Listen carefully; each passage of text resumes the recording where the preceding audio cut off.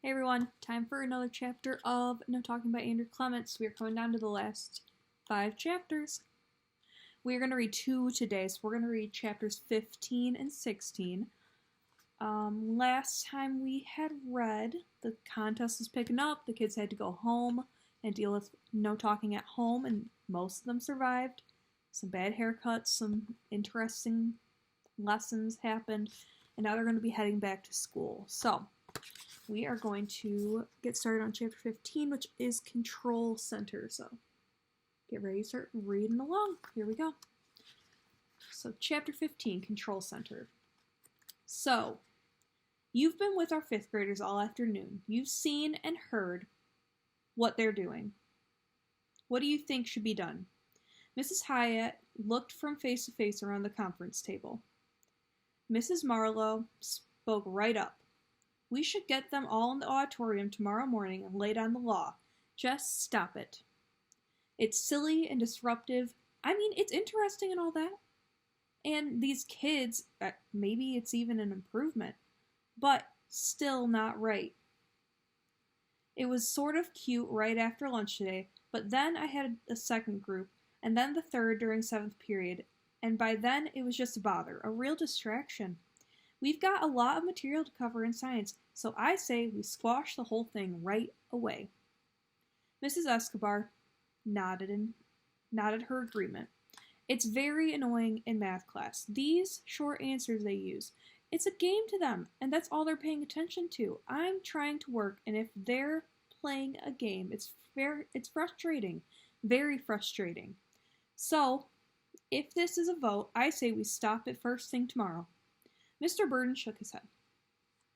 But why? It's very inventive what they're doing. It's creative. And they're all thinking. And I think it's mostly positive, too. They're all exercising some self-control, which is a big change for this group. I think we should try to have a sense of humor about it and just let it run its course. It can't go on for very long, can it? What's the harm? Well, it's not a problem in gym, said Mrs. Hunley. Actually, it's been easier. Me not having to yell and all. I've got no complaints, and if they want to be like they were this afternoon the whole rest of the year, it's perfectly fine by me. It's not fine by me. That was Mrs. Akers talking. I only get them for music 2 to 3 times a week, and I need to make every minute count. And I asked Jim Torrey, and he feels the same way about art class. I went along with it this afternoon, and we had some fun, too. But I can't afford to waste any more class time.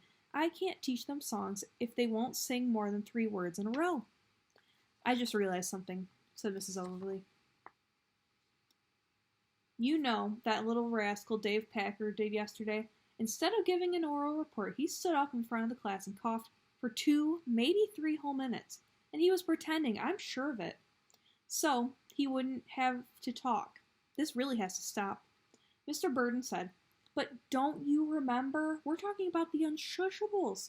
These kids have been driving the whole school nuts for years and years, and suddenly, like some amazing gift from elementary school heaven, they all stopped talking. And what are we going to do? We're going to start them right up again.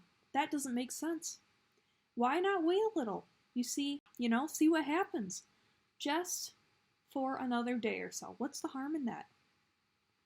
Mr. Burden honestly didn't think it was a problem, but even if he had, he would have asked the other teachers to back off anyway. He was hoping the quiet time would go on long enough for him to gather more information for that paper he needed to write for his human development class.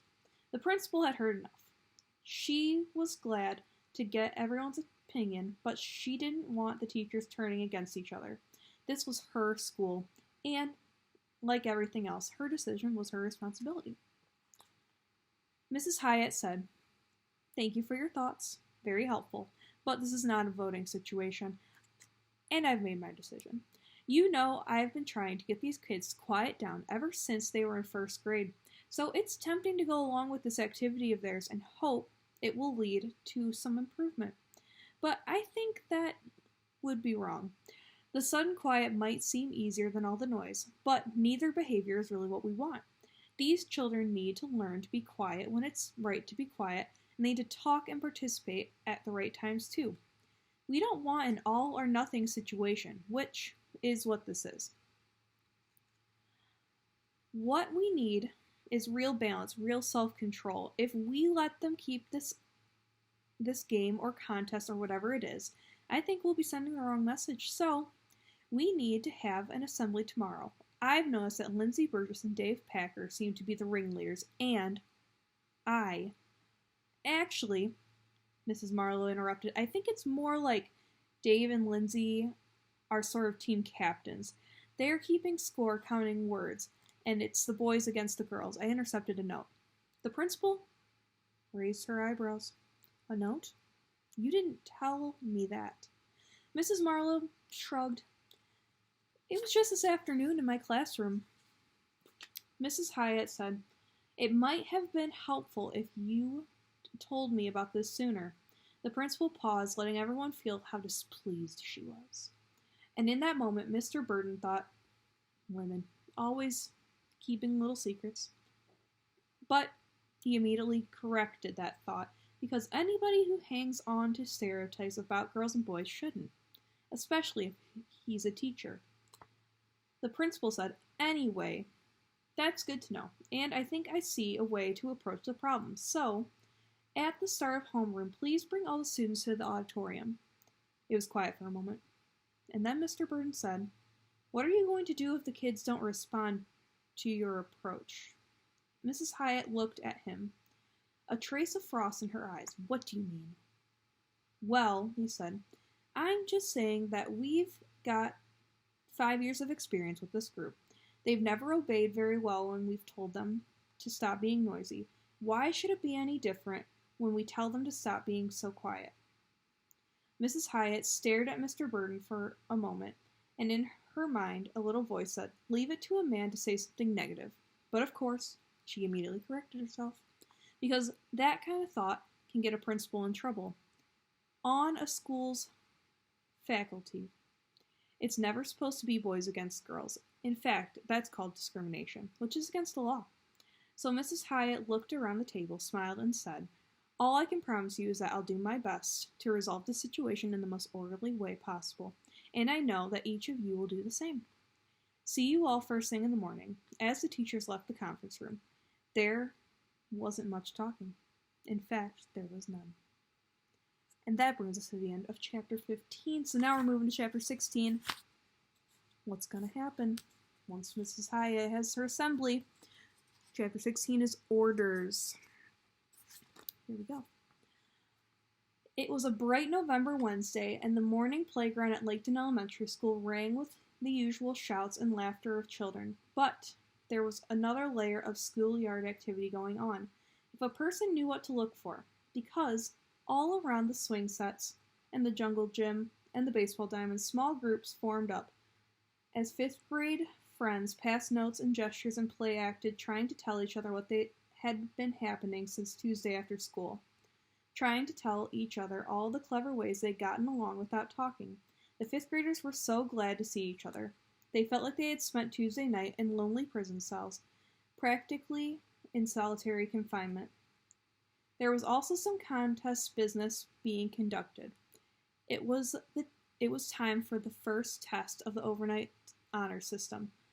As agreed upon before, the boys who had spoken illegal words reported to Lindsay, and the girls reported to Dave. As Dave received the morning confessions from a short line of sheepish girls, he felt pretty good. He added 15 more points to the score against the girls. Lindsay felt good too. By holding up fingers, 4 boys admitted that they'd spoken a total of 12 forbidden words, which seemed suspiciously low to her, but rules were rules, and she had to trust the boys weren't lying, just like Dave had to trust the girls. And Lindsay admitted to herself that there might have been a few cheaters on both sides, so it probably evened out. Anyway, she wasn't worried, because she was pretty sure that the girls were still winning. When the first bell rang, everyone went inside. Dave was in Mr. Burden's homeroom. When the second bell rang, all the kids sat silently at their desks, and the teacher said, "Please line up at the door. We're going to a special 5th grade assembly this morning. If anyone would like to guess what it's about, just speak up." No one did, but Mr. Burden could tell from the looks on their faces that most of them had a pretty good idea. He smiled and said, "But don't worry. Who could be upset with such beautifully behaved children? Not me. That's for sure." After his group had filed into the auditorium and taken their seats, Dave turned and looked for Lindsay. She was sitting next to Kelly, and they were passing a note back and forth. She didn't look concerned at all. Dave turned away quickly so she wouldn't notice him looking at her. If Lindsay wasn't worried, he wasn't going to worry either. Even though this assembly had to be about their contest, it had to be, didn't it? There had never been a special assembly at Laketon Elementary School before, at least not that he could remember. And there had certainly never been an assembly that had begun in complete silence like this. Lost in his thoughts, Dave didn't notice Mrs. Hiatt walking onto the stage. She had said something too, but he missed it. Scott Vickers elbowed him in the ribs, and Dave snapped back to the present, just in time to see that the principal was looking right at him. "Dave, I said I want you up here too." In a daze, he looked around quickly and saw Lindsay was already walking down the far aisle, so Dave lurched to his feet, scooched past his classmates, and hurried down the aisle and up the 4 steps onto the stage. Mrs. Hiatt stood between them and said, "Now, as you know, students, we always begin the assembly with the Pledge of Allegiance. So Lindsay, Dave, you will lead us in the pledge this morning. Everyone please stand up." The whole 5th grade rose to their feet in silence. Dave glanced across at Lindsay, and she glanced at him, and the look they exchanged was clear. "What should we do?" Lindsay gave a tiny shrug, and then they gave each other an even tinier nod. All this happened in less than a second, and that's all it took for each to know that this was the right time for a temporary truce. Dave and Lindsay looked out across the faces of their friends, nodded, put their right hand over their hearts, turned to face the flag, signal sent, signal received. These kids hadn't talked for more than 18 hours. Every 5th grader took a deep breath. And if the pictures of Washington and Lincoln on either sides of the stage had been painted with hands, they would have used those hands to cover their ears. "I pledge allegiance to the flag of the United States of America and to the republic for which it stands, one nation, under God, indivisible, with liberty and justice for all." The kids spoke with one voice, almost shouting. It was incredibly loud, amazingly powerful, probably the most rousing Pledge of Allegiance ever heard in a public school during the entire history of the nation. The auditorium echoed, and it seemed to take a moment for the room to stop shaking. As Dave and Lindsay hurried back to their seats, Mrs. Hiatt, her ears still ringing, said, "Thank you. That was excellent. I have called this special 5th grade assembly so that every one of you gets the same message at the same time. As of right now," and here the principal paused and swept her eyes over the upturned faces in front of her. "The contest or game or whatever you'd like to call this sudden quietness or this 3 words in a row business you're all doing, as of right now, it's over. Ended. Stopped.